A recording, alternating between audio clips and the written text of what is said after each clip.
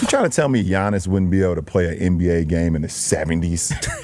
Handshake. He wouldn't be able to do it. Yeah, neither would you. Neither would you. Giannis Antetokounmpo would have 250 points in a game in the 70s. 250.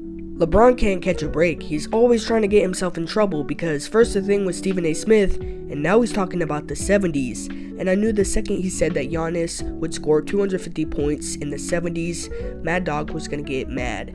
Remember, that's the same man who thought Bob Cousy was a better point guard than Chris Paul, so of course he's going to have a problem with what LeBron said. But so many people are focusing on the literal words LeBron said, but not the message behind it. Of course he doesn't think Giannis would actually score 250. He's being hyperbolic, and it's just to show that Giannis would absolutely dominate that era, but the ESPN panel decided to give their unfiltered response. Dougie, do you agree that Giannis would have dominated if he played in the 70s? Well, I'll say this to LeBron. Has he heard of Julius Erving? Okay? Giannis is not as good as Julius Erving. Nope, Giannis is better than Julius Erving. How can you sit there and tell me that's not the case? Julius Erving is 6'7", 210, and Giannis is what? Near 7 foot, 240 pounds, but even more mobile relative to his size? Giannis is a unicorn in today's game, so he'd be even more of a unicorn if he played in the 70s. And no disrespect to Julius Erving, because he was the 70s Michael Jordan before there was Michael Jordan, and that's great, but Giannis would be far more dominant. I obviously don't think he'd score 250 points in a game, but I bet on a 100-point game from Giannis. Here's what I want LeBron to do. He probably doesn't seen it. Here's what I want you to do, LeBron. I want you to go take a peek at the 77. You want to go 70s? Go take a peek at the 77 Trailblazers, okay? You go watch Walton, and you go watch Mo Lucas play in the front court. Mo Lucas, who wouldn't take nonsense for nobody. The first time that Giannis would go in the lane, he'd be knocked on his rear end. No three-point line, not a lot of up and down. Let me see Giannis against that team. Let me see him go out there and average 50 points a game. The idea that Giannis would struggle against the 1977 Trailblazers is just flat out wrong. Let's break it down. First of all, why is Mad Dog trying to act like Giannis is little and will just get knocked over by Mo Lucas easily? And don't even get me started with this weird obsession with fouling. A lot of older fans act like fouling was a skill and something to brag about. But if you have to foul someone to stop them, doesn't that prove that they're better than you? It's not like fouling takes some sort of high-level talent. It just means you couldn't guard them fairly. And here's the funny part. Whenever old heads talk about hypotheticals, they always assume that 70s players could adapt to the modern game and learn to play without fouling, but they never give modern players the same respect that they could learn to play through physicality. Somehow, Giannis wouldn't be able to adjust to the physicality of the past, but Walton and Lucas could magically learn how to defend in today's NBA without fouling in 10 minutes. The logic doesn't add up. And as for what Mad Dog said about the pace, he's just wrong. The 70s actually had more possessions per game than today. Teams were getting up and down the floor at a ridiculous rate. In fact, the 1977 Blazers averaged about 110 possessions per game. For comparison, the modern NBA team with the fastest pace usually averages somewhere in the 100 to 103 range. So this idea that the 70s were some slow, grinded out era is just false. There were more fast breaks, more shots, and more transition opportunities than today. That only helps Giannis. He thrives in transition, and the 70s would give him even more chances to attack the rim before defenses could set up. So when you really look at it, everything about this argument falls apart. Giannis wouldn't struggle against the 1977 Blazers. He'd dominate them. The physicality argument is just an excuse from people who don't want to admit that modern players are better, and the idea that the 70s was a slow-paced game? A complete myth. The reality is Giannis would have been unstoppable in that era. And Giannis is not Julius Erving. He's not in the same ballpark as Julius Erving's top 12 player in the history of the NBA. Giannis is not in that scenario. This might be my favorite part of this rant because it exposes what I've known all along.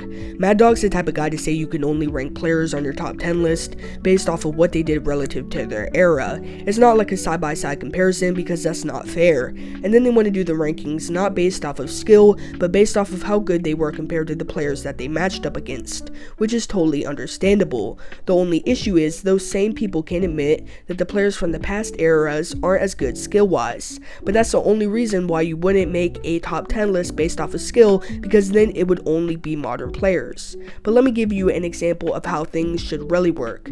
Let's say I really appreciate what Dr. J did relative to his era, and I put him at number 10 all time over Giannis.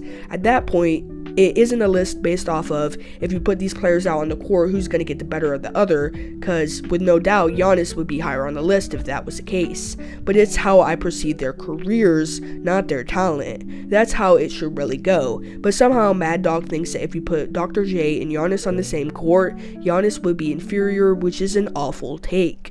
So that bothers me. When you bring up the 70s, my era!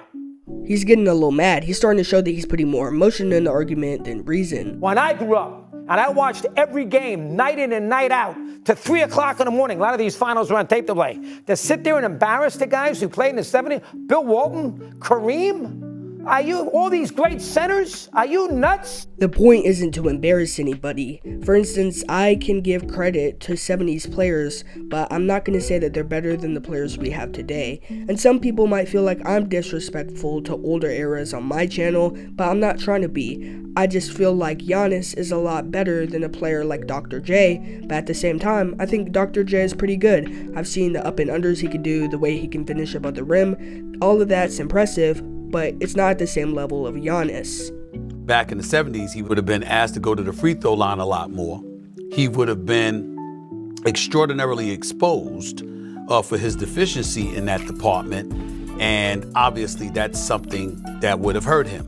So let me understand this. Giannis would get to the free throw line a lot more in the 70s, and because he couldn't shoot, that would hurt his overall game, which is fair, until you realize that there's this guy named Wilt Chamberlain. Oh, they love Wilt, and he couldn't shoot free throws either and still averaged 50 a game. Obviously, that was in the 60s, one decade earlier, but that's a more comparable reference. And how I see it, Giannis is better equipped to dominate even more than Wilt Chamberlain did. So while Giannis still would struggle from the charity stripe if he played in the 70s, he'd also benefit from more transition opportunities. If you watch Wilt Chamberlain highlights, 70% of the clips are him scoring on the break. Why couldn't Giannis do the same thing but better? On top of that, the 70s was all about feeding the big man, so he would get even more shot attempts each game. The most shot attempts Giannis has ever shot is 20 per game for a season. On the other hand, Wilt has averaged 40 field goal attempts per game in a season.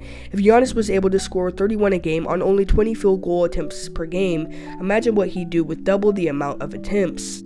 It's still disrespectful to the previous eras, and there's no call for it. Since when did Stephen A. Smith care about disrespect? You see, there's a double standard here. Stephen A. can go on his show and disrespect today's stars by saying they couldn't play in previous eras, but when someone does the exact same thing but says that players from previous eras couldn't play in the modern NBA, then it's a problem. He was disrespecting Giannis by saying he couldn't play in the 70s. That's disrespectful. It's disrespectful to act like Giannis would get bullied in an older era. Imagine this. If Giannis is in the 70s, there's no defensive 3-second rule, so he can camp out in the paint. Imagine how much better of a rim protector he'd be, but I don't hear Stephen A. Smith or Mad Dog talking about that. How is that not even mentioned? And the answer is because they're trying to prove a point. The only reason LeBron would say something like Giannis would score 250 points in a 70s game is because all the media does is hate on modern players. They've done the same hypothetical where they have the player they prefer scoring a wild amount of points in another era. Remember when there was the idea that Michael Jordan would average 60 points per game if he played today? That's the same thing, but according to Stephen A., that's completely fine, but doing the same thing but uplifting the modern NBA is not. I guess they're just going to keep being negative about the league state right now. LeBron is trying to do the opposite and encourage them, but I can admit that I also sympathize with 70s players. In a perfect world, Dr. J should just be appreciated for what he did for the game, but it's people like Mad Dog who keep using his name as a way to demean NBA players in 2025 who have far surpassed the skill of players of the past. It'd be a lot better if they could just admit that if you put players from the 70s against players from the 2020s, the more modernized athletes are going to be unstoppable. At the same time though, we can still give credit to the older guys because without them, there'd be no NBA. But acting like the 70s were better than they were is not the answer. Ignoring the fact that the league was split between the NBA and ABA so the talent pool was smaller is just disingenuous. Just keep the facts the facts. flex. But what do you think? Would Giannis be the best player in the world in the 70s? Tell me in the comment section below. Until next time, peace.